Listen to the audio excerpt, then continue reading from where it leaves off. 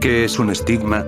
Es una marca, una señal en forma de lesión, surgida sin origen físico aparente, que imita cualquiera de las heridas recibidas por Cristo durante su tortura.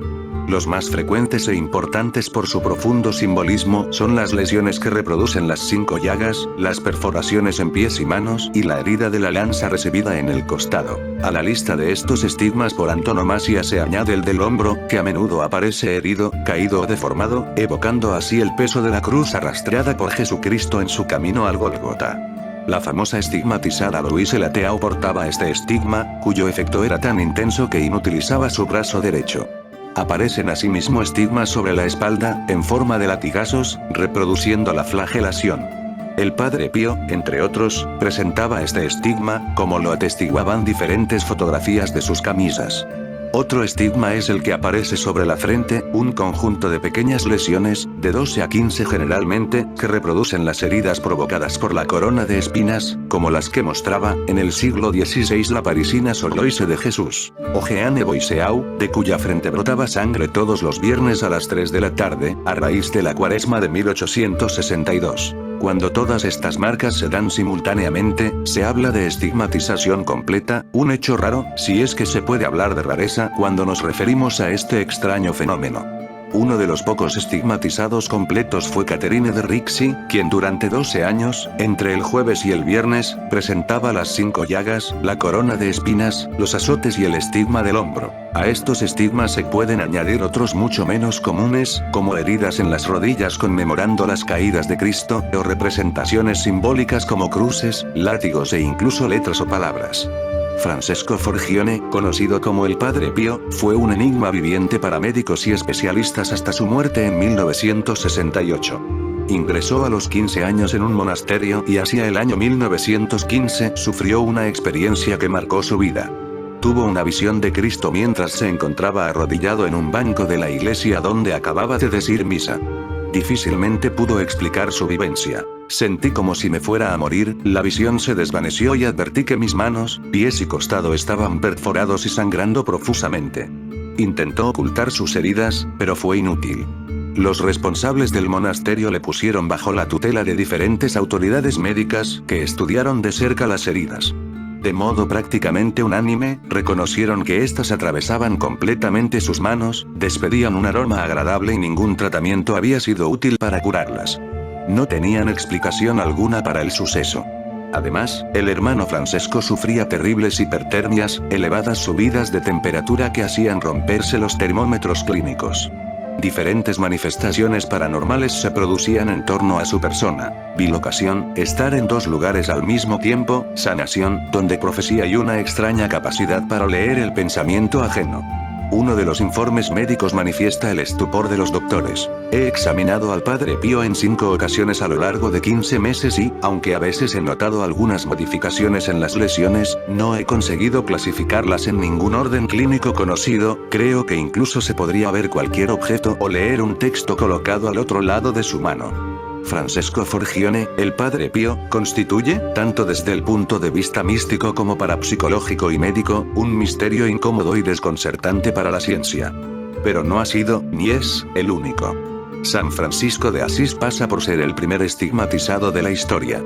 En medio de una intensa visión, el santo contempló la imagen de un serafín representando a Cristo crucificado. Mientras lo extraño del hecho turbaba su corazón, empezaron a aparecer en sus manos y pies las marcas de los clavos que poco antes viera en el crucificado que había aparecido ante él.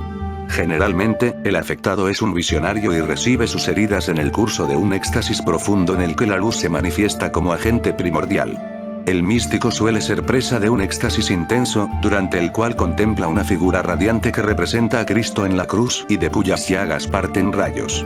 La estigmatizada Marie-Julie Jaime relataba así su experiencia: Nuestro Señor se me apareció con sus 5 llagas resplandecientes. Había como un sol en torno a ellas. De cada llaga surgió un rayo luminoso que golpeó mis manos, mis pies y mi costado. En el extremo de cada rayo había una gota de sangre roja. La experiencia es fulminante y arrasa todos los contenidos de la conciencia. como si parte de esa luz hubiera quedado impresionada en las heridas. En algunos casos los estigmas desprenden una extraña luminosidad, a veces con formas iridiscentes, como afirman los testigos de la estigmatizada del siglo XVII Jeanne Marie Beaumont. Otra característica que diferencia a los estigmas de las lesiones naturales es que las heridas, que no sufren procesos de infección, pero tampoco pueden curarse, sangran de forma cíclica, en mayor o menor medida y según los casos, coincidiendo con fiestas religiosas asociadas a Cristo o la cruz. Es sobre todo el Viernes Santo cuando su actividad se recrudece, como si algo o alguien, ya sea Dios o la mente del místico, tratara de enfatizar el momento cumbre de la pasión. La propia sangre del estigmatizado no es menos sorprendente. A menudo, como en el caso del Padre Pío o de Jeanne de la Croix, exhala agradables perfumes. En otros casos mantiene una elevada temperatura y calienta los objetos que toca, o rompe las vasijas en las que es introducida. Pero sin duda el fenómeno más sorprendente y que ha dejado perplejos a los que han podido observarlo es el de la sangre fluyendo en direcciones insólitas, desafiando literalmente a las leyes de la gravedad y corriendo de la misma forma en que lo haría si el estigmatizado estuviera crucificado. Así se observó en Teresa Neumann. Pese a estar tendida sobre su lecho, la sangre que emanaba de las llagas de su pie corría hacia los dedos en lugar de dirigirse hacia los talones, como si realmente tuviera los pies sobre la cruz. Este hecho resulta especialmente desconcertante, pues el fenómeno se produce fuera del cuerpo del estigmatizado y, por lo tanto, no hay mecanismo fisiológico capaz de explicarlo. Pero, de hecho, ¿qué puede explicar los propios estigmas? Para el creyente, se trata de un don concedido por Dios. El estigmatizado pide, enfervorizado por la oración y la meditación continua, sufrir los padecimientos de Cristo. Para la Iglesia, el estigma es un carisma, una marca concedida a las personas especialmente santas para estimular la fe de quienes les contemplan y para servir de ayuda en el camino de autoperfección moral y espiritual de la seta. Una tercera interpretación, a la que no se adhieren los sectores más conservadores, es la propuesta por el sacerdote Dom Alois Maher, según la cual los estigmas son producto de la autosugestión provocada por un inusitado estado de contemplación mística y fervor religioso. Gracia divina, enfermedad, fenómeno parapsicológico. El misterio de los estigmatizados está muy lejos de quedar resuelto. Sin embargo, eso importa poco a los millones de personas que peregrinan a la iglesia de San Giovanni Rotondo para venerar al Padre Pío, el más asombroso estigmatizado y místico de nuestro siglo. Hasta aquí el video de hoy. Si te gustó dale me gusta, comenta, comparte y suscríbete si aún no lo has hecho. Gracias por mirar, nos vemos en la próxima.